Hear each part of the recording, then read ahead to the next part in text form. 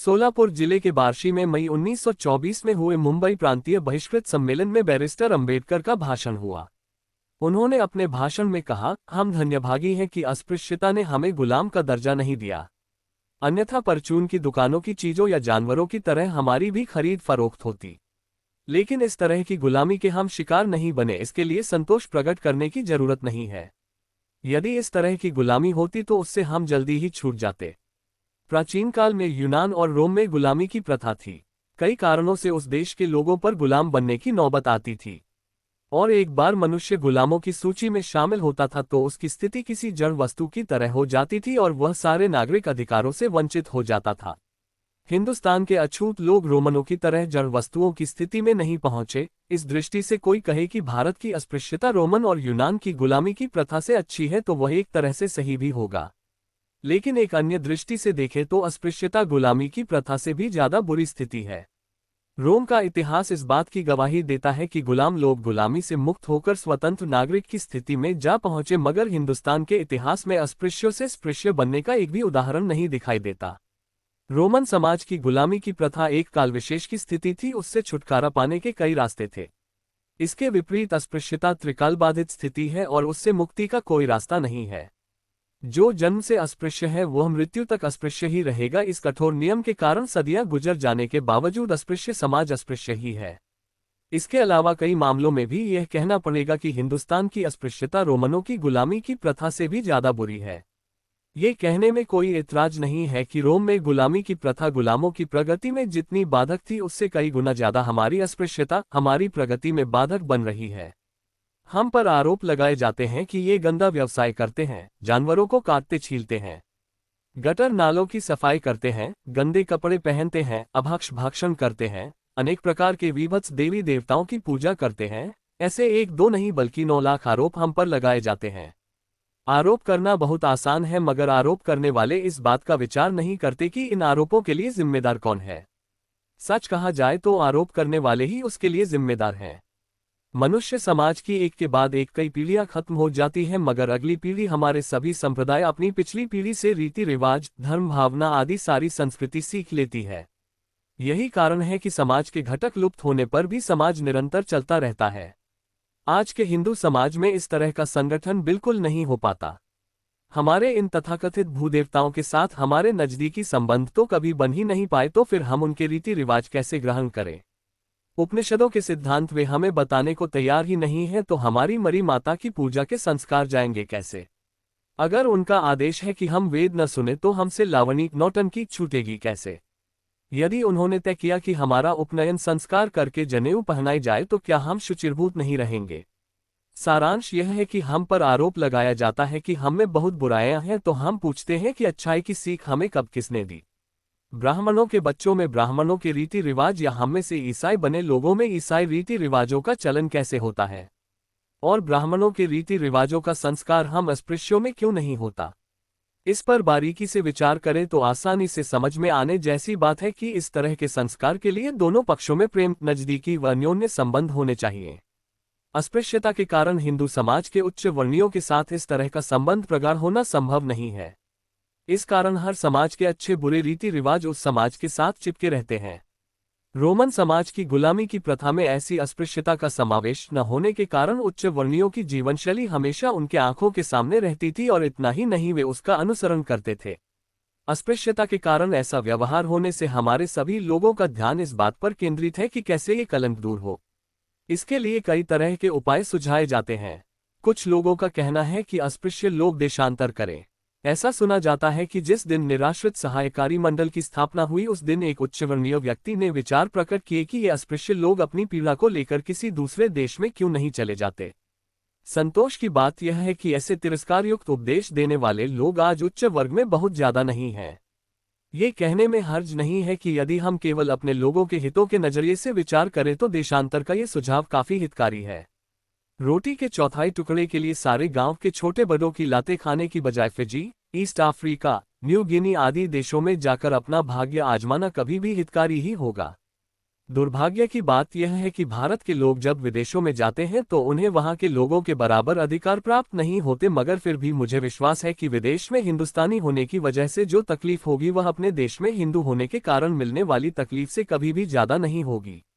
इसमें भी कोई शंका नहीं है कि हमारे देश में हिंदू धर्म के बंधनों के कारण धनार्जन के जो रास्ते बंद हैं वे पूरी तरह खुल जाएंगे और हम लोगों की आर्थिक स्थिति में सुधार आएगा। लेकिन सभी लोगों के लिए देशांतर करना संभव नहीं है, थोड़े बहुत लोग ही यह कर सकते हैं। इसलिए इस देश में रहकर भी अस्पृश्यता निर्मूलन के रास्ते खोजने चाहिए। इसी तरह का दूसरा मार्ग है धर्मांतरण। किसी भी धर्म की ओर हमें सैद्धांतिक दृष्टि के अलावा व्यावहारिक दृष्टि से भी देखना चाहिए। मेरी राय है कि हिंदू धर्म किसी भी धर्म से तत्व के आधार पर हार खाने वाला नहीं है। सभी में एक ही आत्मा का वास है, ये हिंदू धर्म का मूल सिद्धांत है। यदि इस उदत्त सिद्धांत के आधार पर समाज की रचना होती तो जिस तरह दीपक ये भाव नहीं रखता कि केवल घर के लोगों को प्रकाश देता रहेगा और दूसरों को अंधेरा, या जिस तरह वृक्ष उसे काटने वाले और उसे पानी देने वाले दोनों को ही छाया देता है, या जिस तरह से गाय की प्यास बुझाने वाला पानी शेर के लिए विष बनकर उसे मार नहीं डालता, उसी तरह अगर हिंदुओं में भी समबुद्धि होती तो अच्छा होता। लेकिन हिंदू समाज का व्यवहारिक रूप कितना घिनौना हो गया है।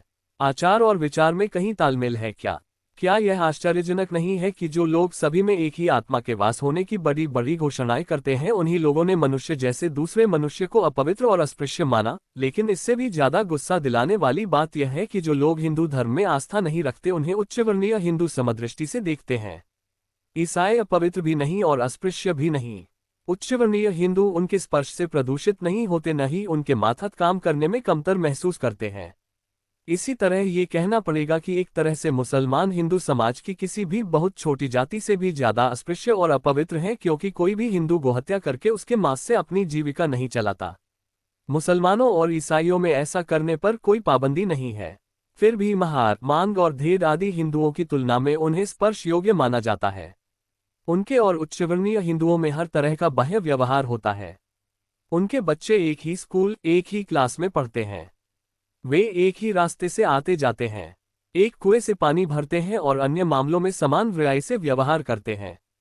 मगर हम हमारे वैदिक धर्म का अनुकरण करने वालों के आचार विचार का हिंदू लोग हमारा तिरस्कार करते हैं। इतना ही नहीं तो हमें जानवरों से भी बदतर माना जाता है। ये सवाल उठना स्वाभाविक है कि जिस धर्म के सिद्धांत इतने ऊंचे मगर जिसका व्यवहार इतना नीचतापूर्ण हो, तो क्या उस धर्म में रहने से हमारी उन्नति होगी। लेकिन इस सवाल का जवाब देना कठिन है कि क्या हम लोगों को धर्मांतरण करना चाहिए। मैं इस विवादास्पद सवाल में नहीं जाना चाहता कि धर्म मनुष्य के लिए आवश्यक है या नहीं, मगर इतना सच है कि कुछ लोगों के लिए और विशेषकर हिंदुओं को धर्म प्राणों से प्रिय है। लेकिन जिस धर्म में मनुष्यता न हो वह धर्म किस काम का। जो धर्म अपने अनुयायियों के भौतिक और पारलौकिक सुखों के द्वार खोलने के बजाय उन्हें बंद करके लोगों को अधःपतन की ओर ले जाए, उस धर्म से चिपके रहने में क्या अर्थ है। मुझे समझ में नहीं आता कि यदि ये लोग धर्मांतरण करने के बाद ही हमें मनुष्य मानकर हमारे साथ समानता का व्यवहार करने लगेंगे तो फिर हमें धर्मांतरण क्यों नहीं करना चाहिए। वायकोम सत्याग्रह का ही उदाहरण लीजिए। जिस रास्ते पर अस्पृश्य वर्ग को जाने की मनाही है, उस रास्ते पर ईसाई, मुस्लिम और अन्य गैर हिंदुओं को जाने की खुली छूट है। इस भेदभाव के बारे में पूछने पर छाती ठोंककर कहा जाता है कि चूंकि अस्पृश्य हिंदू हैं, इसलिए उनके रास्ते पर से गुजरने पर पाबंदी है। यदि यही हिंदुओं के नियम हैं तो हम आज ही धर्म का त्याग करके और धर्मांतरण करके अपनी मुक्ति क्यों न कर ले। मेरा विश्वास है कि यदि आज हम धर्म त्याग करें तो हमारे लिए इस्लाम धर्म का स्वीकार करना अच्छा रहेगा। जो हिंदू हमारा तिरस्कार करते हैं वही हमारा सम्मान करेंगे। हम आज जिस तरह बहिष्कृत हैं, वैसे रहने के बजाय एक बड़े समाज का अंग बनकर हम थोड़े ही समय में अपनी प्रगति कर लेंगे। देशांतर और धर्मांतर के अलावा नामांतर को अस्पृश्यता निवारण का नया उपाय बताया जाता है। हाल ही में सुझाव आया है कि अस्पृश्य अपने आधे हिंदू कहें। इसमें मतभेद केवल इस बात को लेकर है कि कौन सा नाम ज्यादा अच्छा है।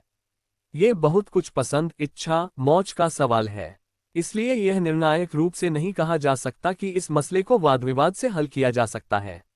ऐसा होने के बावजूद यह नहीं कहा जा सकता कि नामांतर का मुद्दा निरर्थक है। मेरी राय है कि यह कहना अतिशयोक्ति नहीं होगा कि नाम में ही सारा निचोड़ है।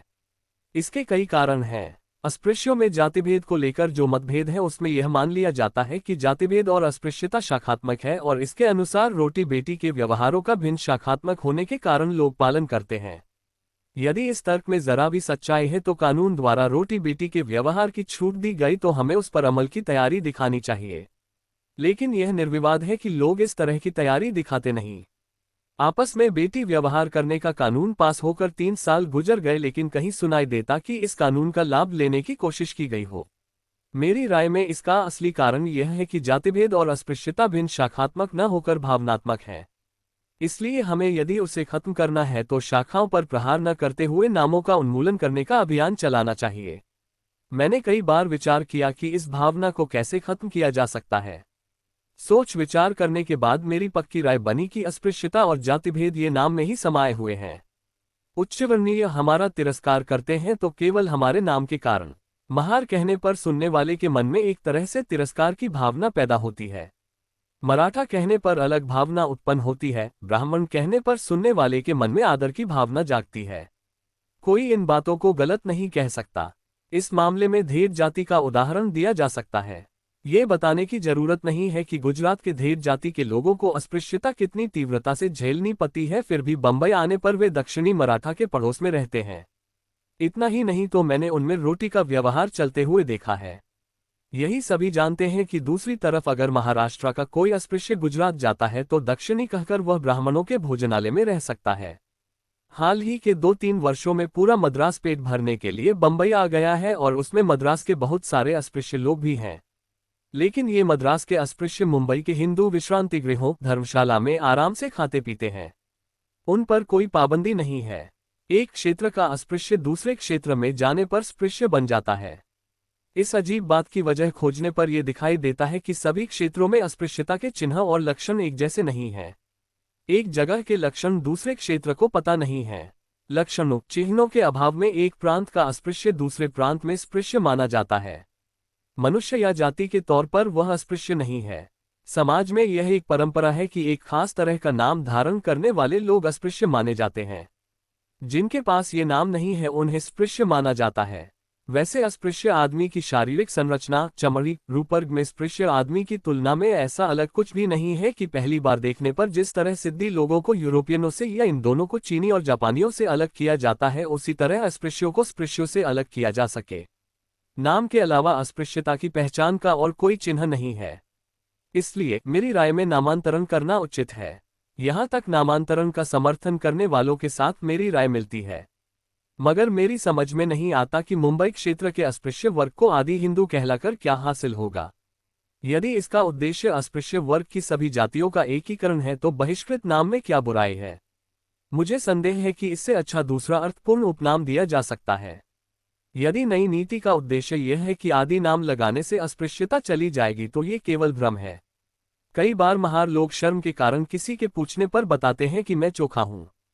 उसी तरह चमार मैं रोहिदास हूं कहते हैं, मगर वे एक नाम के कारण जितने अस्पृश्य हैं उतने ही दूसरे नाम के कारण भी अस्पृश्य हैं। मद्रास में अस्पृश्य वर्ग अपने को आदि द्रविड़ कहता है लेकिन इस कारण उनकी अस्पृश्यता जाने का कोई प्रमाण नहीं है। ये पूरी तरह से सही है कि अस्पृश्यता और जातिभेद नाम में ही समाये हुए हैं और ये नाम खत्म किए बगैर चलेगा नहीं। केवल जातिवाचक नाम हम छोड़ दे तो उससे कुछ नहीं होगा। हमारे साथ सभी जाति के लोगों को अपने जातिवाचक नाम छोड़कर सभी को एक ही सर्वसाधारण नाम को अपनाना चाहिए। मेरी राय में सभी को स्वयं को केवल हिंदू ही कहना चाहिए और जातिसूचक उपनाम निकाल देने चाहिए। कोई अपने आप को ब्राह्मण, मराठा, चमार, महार, मांग आदि न कहकर केवल हिंदू कहे। इससे समाज में समता पैदा होने से एकता पैदा होगी। हिंदू कहने से कोई किसी का तिरस्कार नहीं करेगा। कोई किसी को नीचा और कोई किसी को श्रेष्ठ नहीं मानेगा। इसके अलावा लोगों का एक दूसरे के प्रति सहानुभूति जाति पर आधारित नहीं होगी और समाज से अन्याय, अनेकता, संवेदनहीनता खत्म हो जाएंगी। आज मराठा होने पर ही अन्य मराठे उससे सहानुभूति दिखाते हैं। इसी तरह ब्राह्मण के अलावा किसी और के प्रति सहानुभूति दिखाने को तैयार नहीं होता। लेकिन जहां सभी हिंदू होंगे वहां सहानुभूति में कोई बाधा ही नहीं होगी। मुस्लिम समाज में दिखाई देने वाली एकता की वजह क्या है? यही है, उनमें मुसलमान होना काफी है। वह अपना हो गया। मेरा ऐसा मानना है कि ऐसा हिंदुओं में भी होने के लिए समान नाम होना चाहिए और वह हिंदू हो। जब ये परिवर्तन होगा वह शुभ दिन होगा। लेकिन महत्वपूर्ण सवाल यह है कि परिवर्तन लाने के लिए क्या किया जाए। कई मामलों में तो सरकारी कानून बनाए बगैर सामाजिक अन्याय का निर्मूलन होना असंभव है। इस कारण सामाजिक और धार्मिक मामलों में जहां कानून बनाकर सुधार करने के बारे में भ्रम की स्थिति है, उनके बारे में अंग्रेज सरकार ने माना है कि जाति और रूढ़ियों के बारे में कानून शिकंजा कसा जाना हमें मंजूर नहीं है। मैं मानता हूं इस दृष्टि से बहुत खुशी की बात यह है कि हिंदुस्तान को स्वराज मिलने का अवसर आया है, क्योंकि ब्रिटिश कानून हुकूमत हमारे लिए हो तो बाधा और न हो तो अराजकता की तरह है। हमारे लोगों को स्वराज से बहुत डर लगता है। हमें आज़ादी से डर लगता है। ऐसा लगता है कि स्वराज का रूपांतरण पेशवाई में होगा। लेकिन ये किन विचारों को दर्शाता है? क्योंकि पेशवाई स्वराज और आज के स्वराज में काफी फर्क है। पेशवाई में एक बार स्थापित राजवंश राज करता था। वे जनता की राय से शासन नहीं करते थे। भावी स्वराज में सरकार जनता की राय से चलने वाली होगी और उसमें कोई हमेशा के लिए राजा नहीं हो सकता। इस तरह के स्वराज में यदि जनता के हितों की अनदेखी हुई, उनकी सुरक्षा दूसरे किसी भी प्रकार की राजनीति में नहीं होगी। ऐसा पूरे विश्व का अनुभव है और इसी वजह से लोकसम्मत स्वराज ही सर्वोत्तम प्रशासनिक राज व्यवस्था है। मुझे आश्चर्य होता है कि हम लोग ऐसे स्वराज से क्यों डरते हैं। इसके विपरीत उसकी प्राप्ति के लिए हम प्रयत्न करें, ये बहुत जरूरी है। आपको इस बात पर गौर करना चाहिए कि मेरा स्वराज से तात्पर्य क्या है। आज हिंदुस्तान में स्वराज को लेकर जो मतभेद हैं वे मुख्य रूप से इस बात को लेकर हैं कि अंग्रेजों से सत्ता धीरे धीरे ली जाए या एकमुश्त। सारा जोर इसी मुद्दे पर है। इस बात पर कोई विचार नहीं कर रहा हमें प्राप्त सत्ता स्वराज किसकी राय से चले। सोचिए, यदि सत्ता एक ही वर्ग के राय से चलती रही तो क्या अंग्रेजी शासन में जो हालत है उससे भी 10 गुना ज्यादा बुरी स्थिति नहीं हो जाएगी। इसलिए सत्ता के सवाल जितना शायद उससे भी ज्यादा महत्वपूर्ण मुद्दा राय का है। और जिस तरह हमारे स्वराजवादियों के इस मुद्दे को गौण मानकर उसकी उपेक्षा की है, उससे स्पष्ट है कि उन्हें जनता की राय की कितनी परवाह है।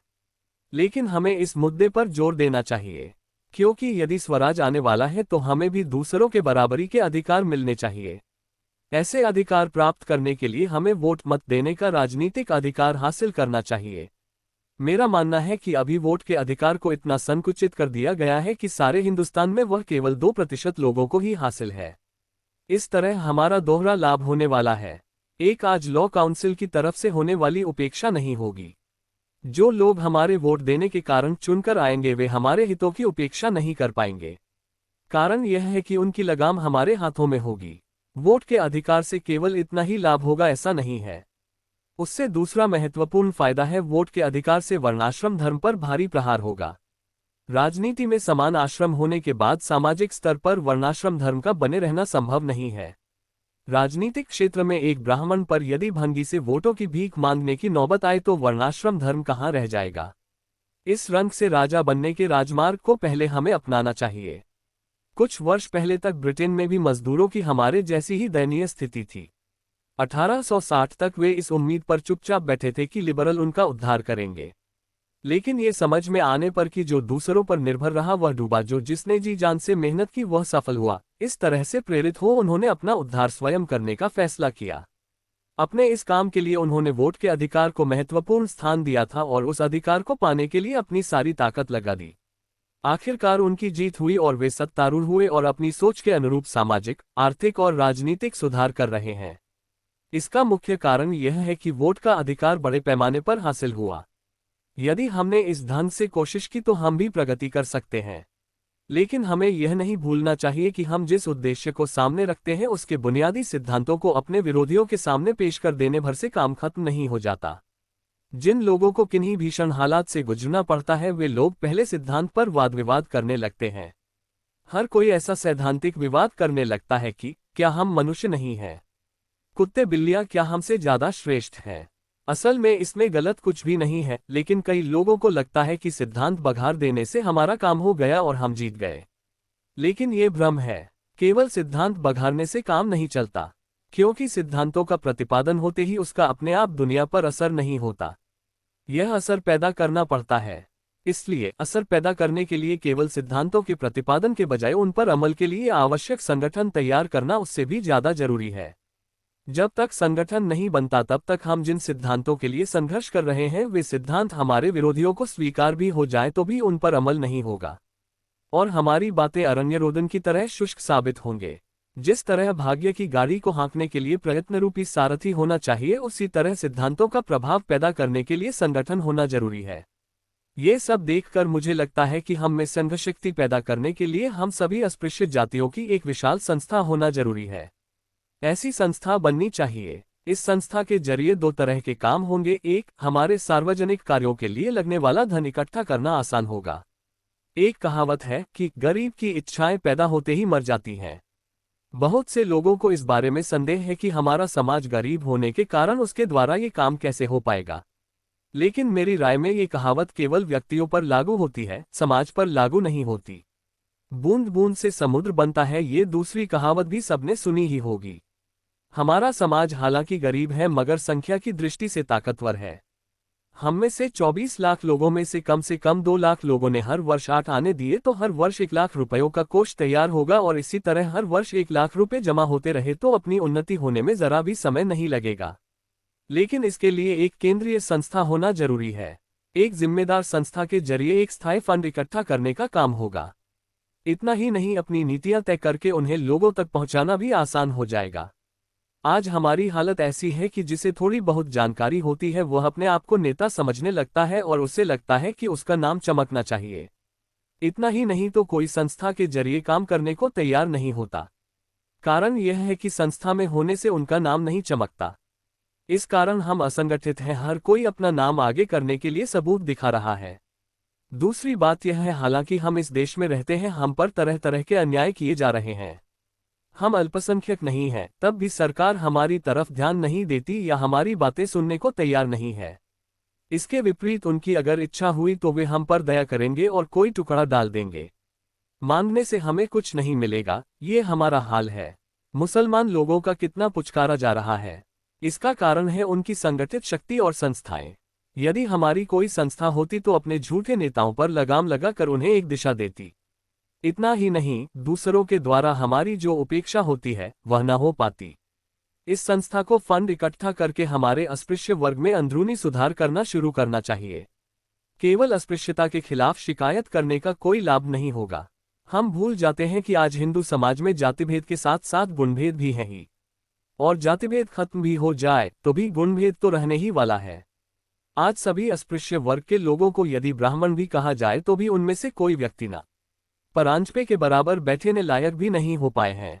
कारण यह है कि जातिभेद भले ही खत्म हो जाए तो भी गुणभेद बाकी है। कभी कभी मुझे ऐसा लगता है यदि जातियों के बीच जो उतना गुणभेद बढ़ गया है वह यदि इतना न बड़ा होता तो ये जातिभेद इतने दिनों तक टिक नहीं पाता। कारण यह है कि सभी जातियों के लोग समान मात्रा में गुणवान होते तो वे एक जाति के वर्चस्व को कबूल नहीं करते। गुणभेद न होता तो जातिभेद कभी का जमीन दोस्त हो गया होता। इसलिए मुझे हमेशा ये कहने की इच्छा होती है कि अन्य लोग जिस तरह हमसे जाति में श्रेष्ठ हैं उसी तरह वे व्यावहारिक गुणों में भी श्रेष्ठ हैं। इसलिए हमें अपने लोगों में व्यावहारिक गुणों की अभिव्यक्ति करने की कोशिश करनी चाहिए। और हम में से कई लोगों को सखेद आश्चर्य होता है कि हम लोग जातिभेद के कारण आगजनी वगैरह नहीं करते, अपने पर होने वाले अन्याय को खत्म करने के लिए हंगामा नहीं करते। लेकिन इसमें आश्चर्य की कोई बात नहीं है। हम यह नहीं कर पाते आदि आक्रोश युक्त बातें सुनकर भी हम उत्तेजित नहीं होते तो इसका कारण यह है कि उन्हें इस अन्याय का एहसास नहीं है। यदि कोई मनुष्य किसी पद के लिए योग्य होने पर जाति भेद के कारण उसे वह पद प्राप्त नहीं होता तो ऐसे आदमी को जाति भेद का दंश महसूस होता है। यह उसे अनुभव होने लगता है और वह आंदोलनों के मार्ग को समझने लगता है और उसका समर्थक बन जाता है। जो उस पद तक जाने के योग्य नहीं होगा उसे जाति भेद का उग्र स्वरूप कैसे समझ में आएगा। जाति भेद हो या न हो, वह जहां है वही रहेगा। इसलिए हमारे लोगों की योग्यता बढ़ाने की हमें चिंता करनी चाहिए। यदि गुणों में समता आए तो जाति भेद में समाई हुई अस्पृश्यता बहुत दिनों तक टिक नहीं पाएगी। हमारे समाज को इस तरह तैयार होना चाहिए, फिर हम जिस तरह की सामाजिक या आर्थिक स्थिति चाहते हैं उस स्थिति को प्राप्त करने में हमें ज्यादा समय नहीं लगेगा। हो सकता है आपको यह विचार बचकाना लगे, लेकिन मुझे इसमें काफी तथ्य नजर आता है। अभी का समय इस देश की दृष्टि से आपातकाल जैसा है। 1917 में जब स्वराज्य की नींव डालने की शुरुआत हुई तब से इस देश में 3 खेमे बन गए हैं, एक यूरोपियन लोगों का, 2 मुस्लिम लोगों का, 3 हिंदुओं का। 1917 से पहले राजनीतिक मामलों में हिंदू और मुसलमानों का 36 का आंकड़ा था, अब वह 63 का हो गया है और दोनों में भयंकर प्रकार का सगापन पैदा हो गया है। दोनों ने एकजुट होकर अंग्रेजों से स्वराज्य की पहली किस्त ली है, लेकिन बंटवारे के समय भाइयों में भी तनाव पैदा हो गए हैं। स्वराज्य मांगने पर किसको बड़ा हिस्सा मिलेगा ये संघर्ष का मुद्दा बन गया है।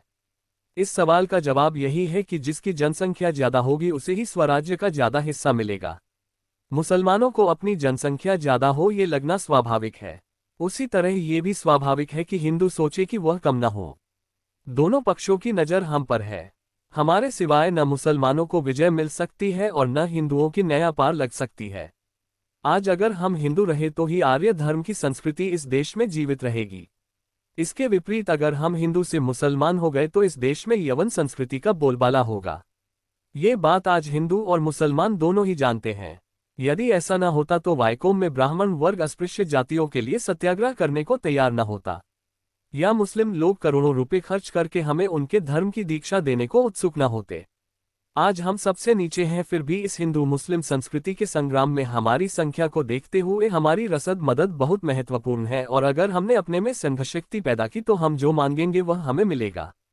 मेरा विश्वास है कि आज की 20वीं सदी में जिन हिंदुओं को अस्पृश्यता नष्ट करने के लिए कहने पर जवाब देते हैं कि धूल खा रहे पुराणों से पूछते हैं, वही लोग इस संघर्ष के कारण उन पुराणों को जलाकर हमें समाविष्ट कर लेंगे, क्योंकि इसका कोई इलाज नहीं है। वक्त ही ऐसा आ गया है।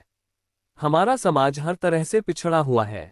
आर्थिक दृष्टि से पिछड़ा हुआ है, मानसिक शक्ति में पिछड़ा हुआ है। जिस समाज के लोगों को राजनीतिक, सामाजिक और धार्मिक असमानता और अन्याय से अनगिनता की यातनाएं हो रही हैं, जिससे सारे लोगों को गहन अंधकार ने घेरा हुआ है, जिसे विपत्ति के कारण होने वाली यातनाएं सहनी झेलनी पड़ रही हैं, और उसे दूर कैसे करें ये समझ में नहीं आ रहा। इन लोगों के सभी क्षेत्रों में चल रहे जीवन कार्य का आखिर क्या परिणाम होगा, ये कह पाना मुश्किल है। इसके लिए उन लोगों को जिन्होंने स्थिति को साफ साफ समझ लिया है और जिनके मन में कर्तव्यबुद्धि और परोपकार की भावना पूरी तरह जागृत हुई है, उन्हें अपने समाज के जीवन के संघर्ष में अपने समाज का अस्तित्व बचाने के लिए निरपेक्ष भावना से दिन रात प्रयत्न करना चाहिए। इन विचारों को समझने के बाद भी जो चुप बैठे रहेंगे वे अपने भाइयों पर विपन्नावस्था लाने और उनका नाश करने के जिम्मेदार होंगे। इसलिए शिक्षित बंधुओं, यदि तुम्हें औरों से और भावी पीढ़ी से श्रेष्ठ कहलवाना हो, अपने आज के हालात को सुधार कर अपने बच्चों का भविष्य भी संवारने की इच्छा हो, अपने नौनिहालों की नाती पोतों की स्थिति बुरी ना हो, ऐसी अगर आपकी इच्छा हो, तो जिस बुराई और दुराचार के कारण अपने लोगों की बुद्धि का, कीर्ति का और परिस्थिति का विनाश हो रहा है, उसे दूर करना, उसका यथाशक्ति निर्मूलन करना आपका कर्तव्य बनता है। ये कर्तव्य आपको जरूर और जरूर पूरा करना चाहिए। इतना कहकर मैं अपना वक्तव्य पूरा करता हूँ।